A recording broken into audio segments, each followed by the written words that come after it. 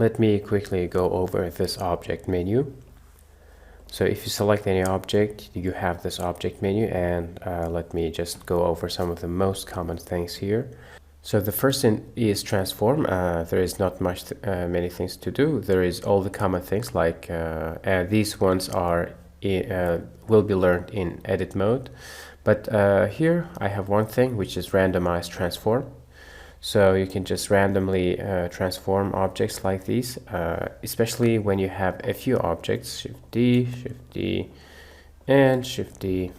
If you select all of these objects, and then you can randomize their transformations, like, for example, look, their rotations, their scale.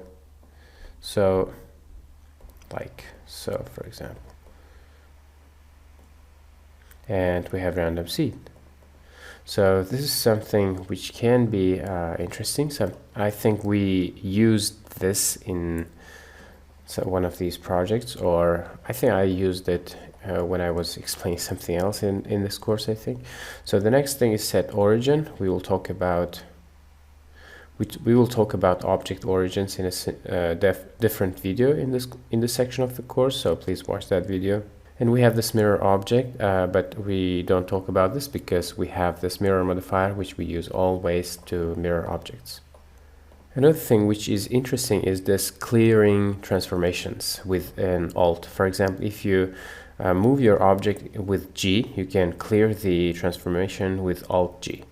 If you rotate with R, you can Alt R to clear or reset rotations. So the clearing is usually used. And the next one is applying, Control A. We always apply our transformations whenever we make changes in object mode. And I talked about this in a separate video called most common errors or mistakes that beginners make in Blender. This is the name of the video, actually. So the video is in the modeling section of this course, so please watch that video. As you can see, the shortcut is Control A, as we can use it a lot. Another thing we always do is Shift D to duplicate objects. We have already talked about this. But we haven't talked about Alt D, which is link duplicate. Let me do this. Shift D Y. Alt D Y. So this one is link duplicate. This one is just a duplicate. For example, if I change this now, as you can see, the Shift D object is not just a separate duplicate is not affected or does not change when I change the original object, but this link duplicate changes. But also, if I change this link duplicate, the original will change. When I select this cube, the object data is called cube 008.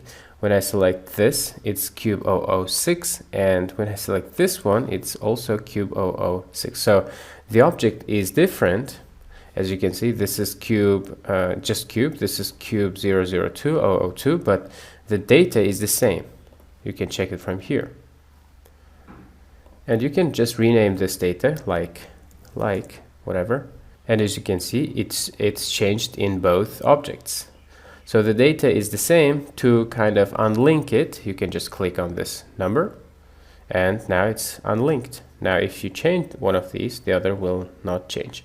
So Alt D is link duplicate. So it's a pretty advanced topic. I don't usually use these features, but you should be aware of object and object data. We will talk about objects and object data properties in the next video. We have Control J, which we use very often. If you have two objects, you can join them by pressing Control J, and they are one object. Two meshes inside, but outside it's one object, as you can see. If you want to separate them, select go into edit mode, select one of them, or select any part of the object and press Control L to select everything of the mesh, and just press P and just choose selection. So the next thing we will look at is this, mark as asset. If you mark it as asset, you will find it in asset browser, which is here, which is unassigned, and we have this cube 001. We will talk about, I think we already talked about asset browser in the previous section about Blender fundamentals. We have this parenting. Actually, this shortcut is Control P. Throughout the course, we will use parenting a lot. For example, you can parent any object to any other object. For example, if I want to parent this camera to this object, I first select the camera, which will be the child, and the next object, which will be the parent, and press Control P and select one of these options. For example, object.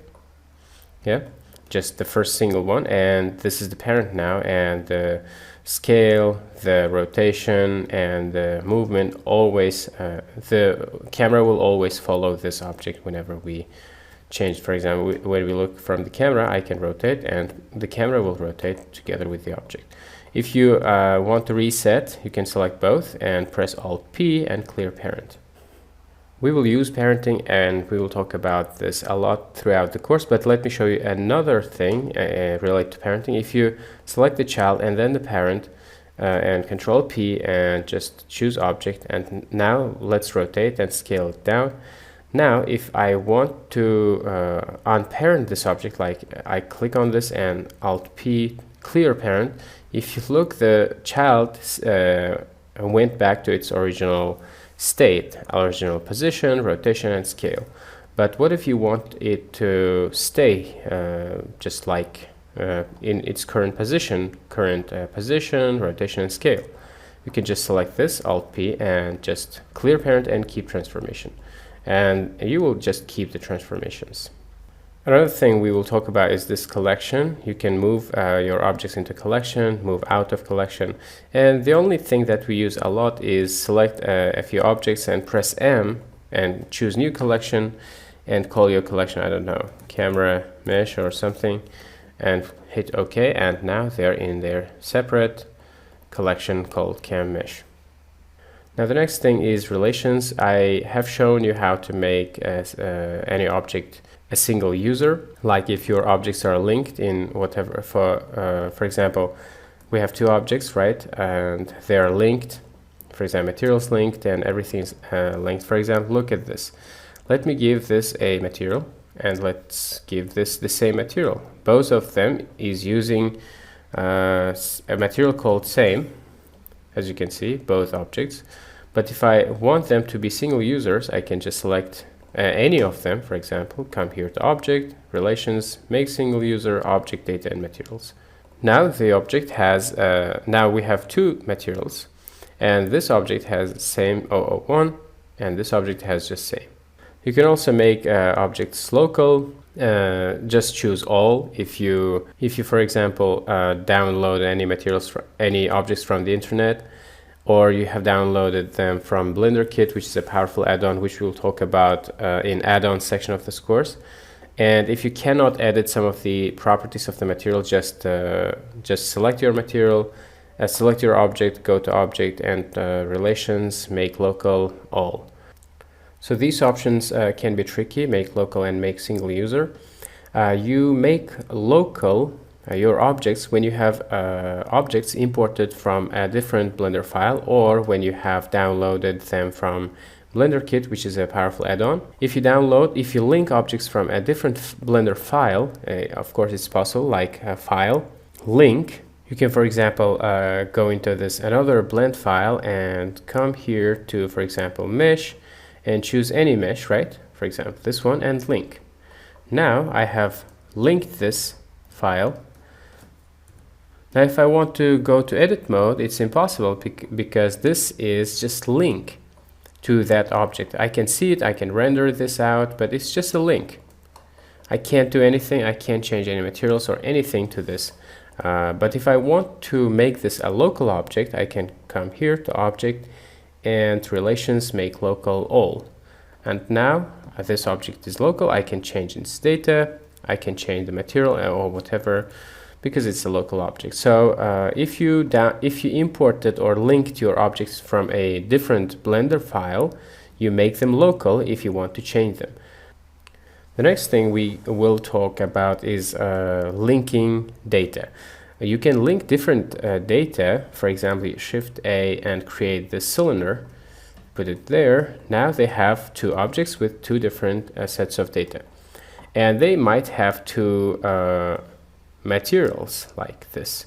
So this has just a material called same, this has a material called main plastic part, and you can link the data. You can copy one data from another. For example, you select this and you want to copy data from this cylinder. Just click on this and press Ctrl L, and you have link data options. You can link object data, all data related to the object, or you can link separate specific data like Ctrl L. You can see you can link materials.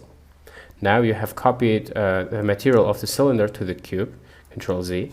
You can copy, for example, modifiers. For example, if I give a modifier to this, like for example bevel, now if I want to copy all the modifiers from the cylinder, let's add another modifier which is solidify, right, and another modifier which is wireframe, let's say.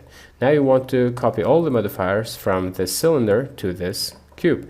You select the cube first, cylinder next, Ctrl L, modifiers. Now you have the same modifiers here, but the materials and other data is staying the same. So yeah, Ctrl L is about linking things, and you can still separately use them. For example, you can just remove any modifiers and you can use them separately from each other, independently from each other.